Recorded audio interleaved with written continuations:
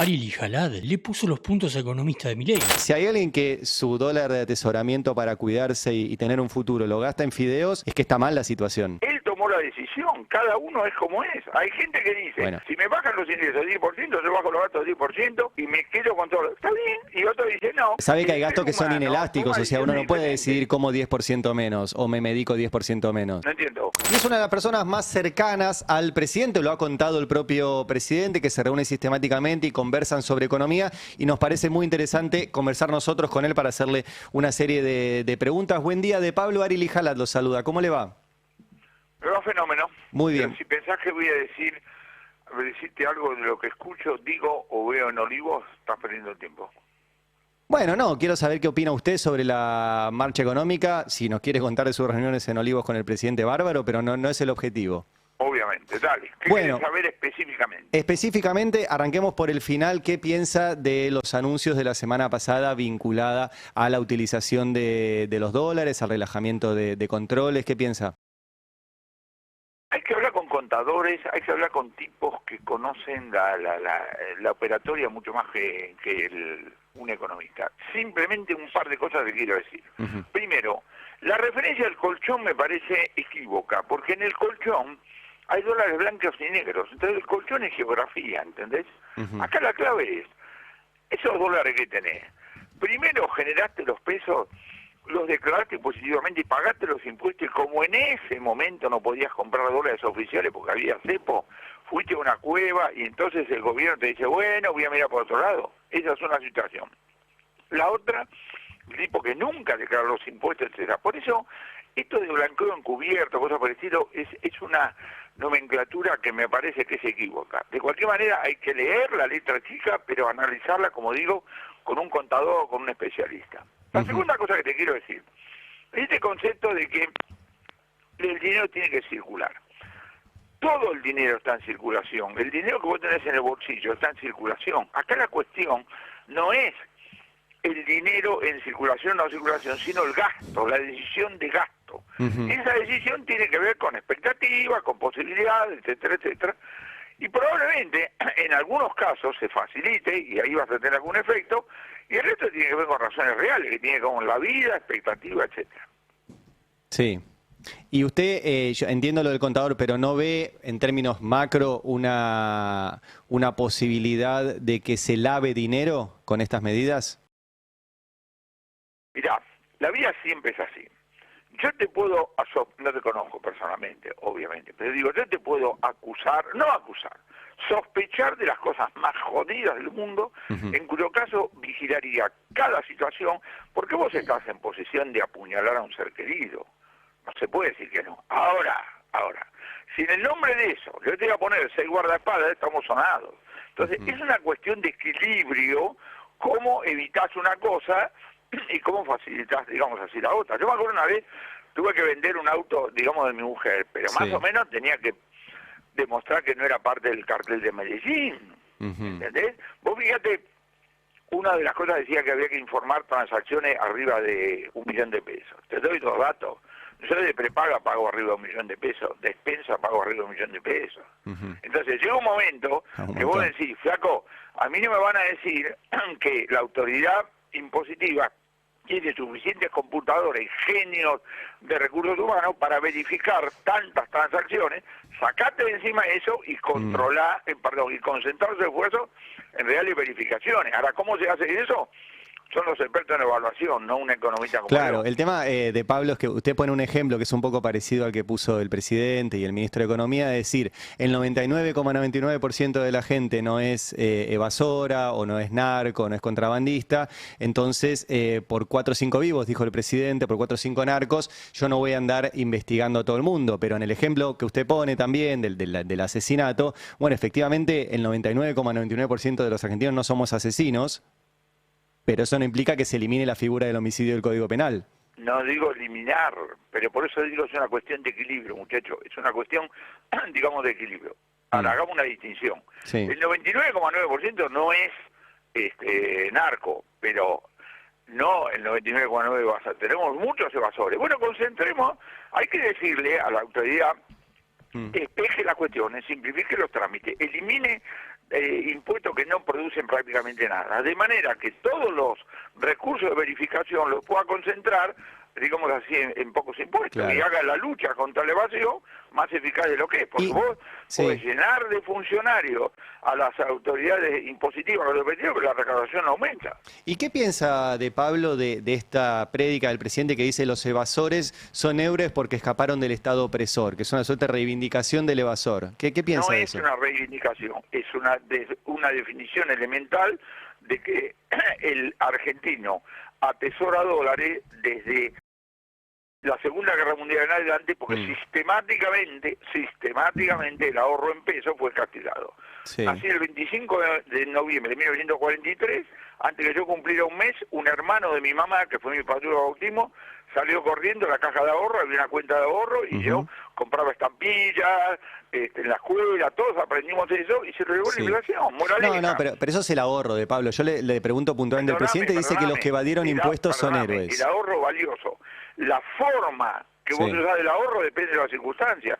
Los brasileños no tienen la tradición de atesorar dólares porque no tuvieron la tradición de ser sistemáticamente castigados por el ahorro en su moneda. En la Argentina sí. No, yo lo entiendo, pero a ver, Pablo, para ponerme de acuerdo en la pregunta. El Rodrigazo, que estamos a cumplir 50 años, tener el Bambones, tener el Corralito, etcétera, etcétera. Entonces, es una costumbre totalmente lógica por parte de los argentinos. Entiendo, pero eso explica el ahorro en dólares, que lo debe tener usted, lo tengo yo, o sea, los que tenemos posibilidad de tener un salario en pesos y comprar dólares, pero eso no evade impuestos. La pregunta respecto de lo de Milei dice, el que evade impuestos es un héroe.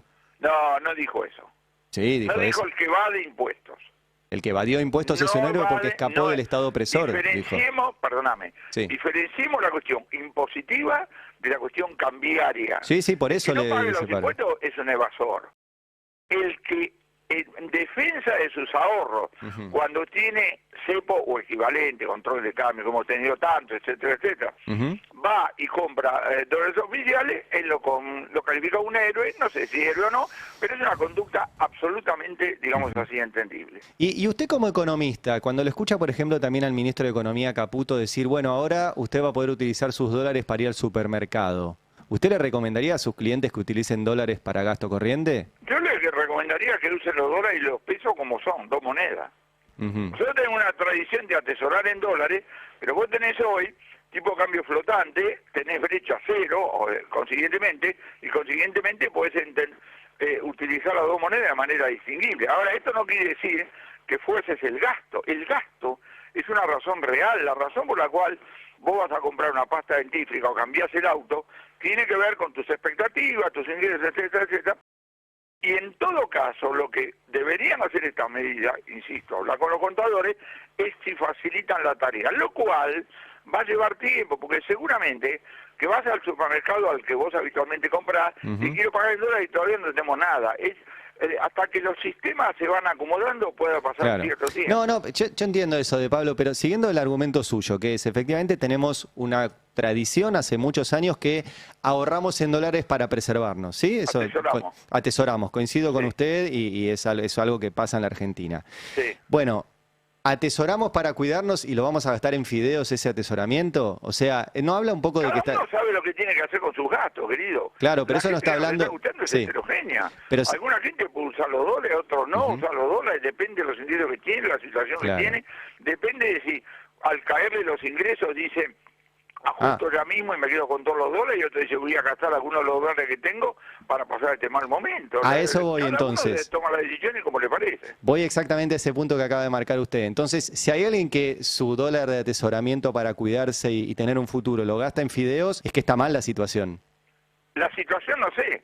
Él tomó la decisión, cada uno es como es. Hay gente que dice, si me bajan los ingresos 10%, yo bajo los gastos 10% y me quedo con todo. Está bien. Y otro dice, no, como creo que va a ser transitoria y no quiero sufrir tanto, entonces agarro algunos de los dólares y los gasto. El tema que usted sabe, usted es economista... Nacionales, argentinos y cosas por el estilo. Pero sabe que hay gastos que son inelásticos, o sea, uno no puede decidir como 10% menos o me medico 10% menos.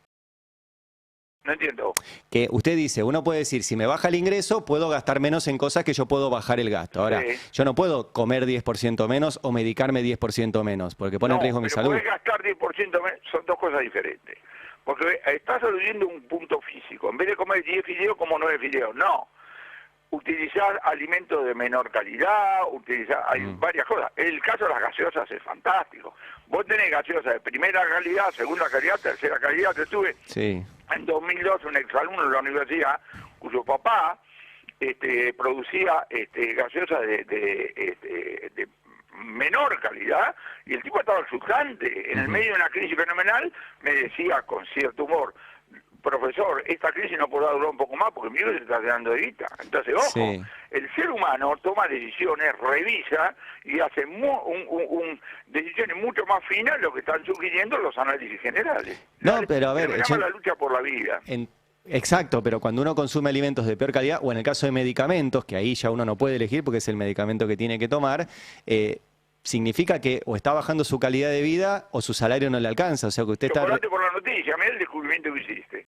No, entonces significa que bueno, pero lo que está diciendo. Si es lógico, entonces en este plan económico de este gobierno está generando una baja en la calidad de vida. De algunos, y no de otros. Y no sabemos de cuántos. ¿Entendés? Entonces vamos a cosas así. La producción está aumentando desde mediados del año pasado. El consumo está mal medido. El consumo está mal medido. No puede ser que vos tengas el consumo para abajo y la producción para arriba durante un año, porque quiere decir que los productores están haciendo inventario involuntario a los pavotes. No puede ser, está mal medido. Están cambiando los canales en los cuales se consume. Consumo, efectivamente, hay 15 meses de caída de consumo.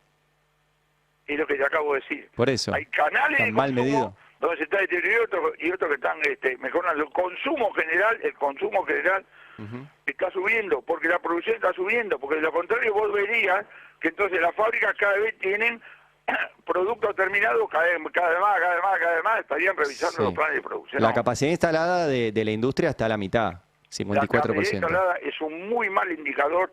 Entremos en una fábrica. Vos tenés 2 obreros que no están trabajando y la mitad de la máquina parada. ¿Cuánto es la capacidad instalada? No hay nada más difícil que arrojar un indicador de capacidad instalada. Tal es así, es un problema técnico, no es un problema ni conspirativo, ni cosa por el estilo. Es un indicador con muy poca pelota, por no decir ninguna, porque es muy difícil de definir técnicamente. ¿Y a qué indicador le damos relevancia entonces? Pues si no es al consumo, no es a la capacidad instalada, ¿a la importación de alimentos, por ejemplo? Cada una de las personas que nos está escuchando sabe cuáles indicadores a los que le definen la vida. Mis héroes, ya que hablamos de héroes, mis héroes son los tipos que en este momento todavía no saben cómo le van a dar de comer a la noche a su familia. No tienen tiempo para andar hueveando, porque están tomando decisiones y todos los días nos levantamos a tomar decisiones. A mí cuando un periodista me dice, ¿usted cómo ve 2025? Le digo, yo todavía no veo la semana que viene. Esto es Argentina. Bueno, no confía mucho en el gobierno entonces. Pero la pretensión de certeza es peor que la incertidumbre. No inventemos certeza, no demandemos seguridades o cosas por el estilo en un país como el nuestro, que ya lo conocemos. Pero de Pablo, el gobierno, que entiendo usted coincide en su plan económico, dice que hay certezas, que todo anda bien. Que diga, los gobiernos siempre dicen así. Los ministros de Economía dicen que no van a devaluar, los presidentes de la Nación dicen que las cosas van a mejorar. ¿Qué quiere que diga? No hay que prestar atención a los dichos. Pero no es cierto lo que dice el gobierno, entonces. Ni a los representantes sindicales o empresarios. Hay que prestar atención a la acción concreta. Pero, de Pablo, espere que... Cuando me dicen los mercados, no me mato risa. Yo como soy economista te digo, los mercados no existen, querido. Existen los seres humanos. Ay, no, se nos cortó. Estábamos hablando con Juan Carlos de Pablo, economista. Como él decía al principio, y no va a hablar de eso, pero lo decía y siempre lo contamos, es una de las personas que más se reúne con el presidente Milei para hablar de economía, y acaba de decir que no hay que creerle al presidente y al ministro de Economía cuando te dicen que todo va a andar bien. Bien, ahí lo tenemos de Pablo, ¿nos escucha? Se cortó, disculpame. Sí, no hay problema. Le quería preguntar, porque recién usted dejó una frase muy importante, que es, no hay que creerle al gobierno cuando dice que todo anda bien. No hay que darle pelota, no creerle. Los funcionarios tienen que hablar de esa manera, ¿qué querés que haga? Pero... uno tiene que aprender con la vida. Tengo 81 años, yo aprendo en la vida. Cuando en esa emitir sonido de un funcionario, un dirigente, un periodista, el Papa, quien sea, hay información y cuando no, cuando son lugares comunes o cosas por el estilo. Es un problema de entrenamiento. Pero Me llama la atención su declaración porque usted es un hombre, repito, yo sé que no va a hablar de eso, pero es muy cercano a usted a Milei. Y usted dice que no le creamos. ¿Qué importa eso? Vos estás hablando con un profesional, Ok. no con un amigo del presidente. Yo no estoy hablando... Si yo fuera asesor del presidente, yo no estaría hablando con vos. Y de la amistad que tengo con el presidente no tiene nada que ver. Yo te estoy hablando como profesional. Te Bien. estoy dando datos, hacer lo que te parezca. O sea que usted como profesional no cree en estas declaraciones optimistas del gobierno. Insisto, no es un problema de creer, se cree en Dios. ¿O no le da bola? Es un problema de profesionalidad donde yo sé que si un ministro me dice que no va a devaluar, digo, ¿qué quiere que diga? Todos los ministros niegan la devaluación, es evidente. Yo me la pasé todo 2024 diciendo, tomen decisiones, a veces no va a haber un salto devaluatorio. Ok. Pero no porque lo dijera el ministro, sino porque dije, vas a ver que no va a haber salto devaluatorio. Usted me está asegurando, no te aseguro nada. Esto es lo que se llama rótipo 1, rótipo 2. Tomar Ok. decisiones sobre la base de no hay salto devaluatorio y si hay te jodés. Pero si vos tomás decisiones sobre la base que va a haber y no hay, también te jodés. Y Bien. fue exactamente, digamos, lo que pasó. De Pablo, le hago otra consulta. Ahora el 13 de junio viene la primera revisión del FMI. Tenemos que cumplir una meta de reservas. Aparentemente no es el tema de la meta de reserva quedó en un papel preliminar. El tema de la reserva tiene que ver con el Tesoro, que es el que paga los intereses de la deuda. Sí. ¿Pero se llega a cumplir la meta?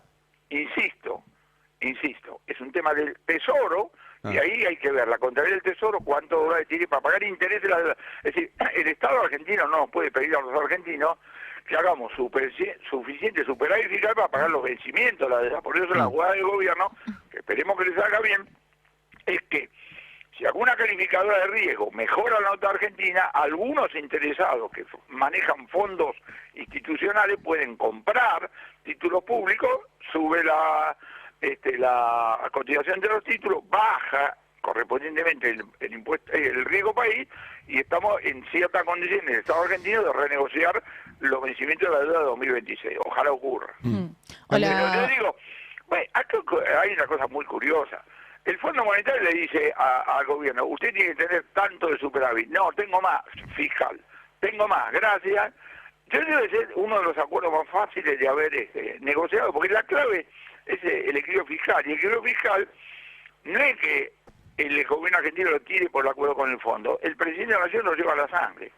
Esta es la novedad. A mí cuando me preguntan, ¿usted cómo ve la comparación con los otros presidente, cosas por el estilo? Tenemos un presidente que tiene del equilibrio fiscal, hace la clave porque lo lleva en la sangre, menos mal, ¿no? Porque es prácticamente eso más Federico Sturzenegger, que es toda la política económica que hay, no le demos vuelta. Juan Carlos, ¿qué tal? Candelaria Boto lo saluda, ¿cómo está?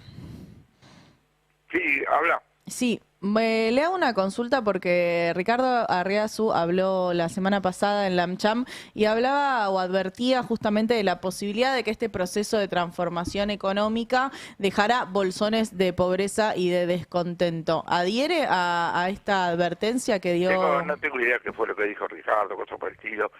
No sé, la verdad que no sé.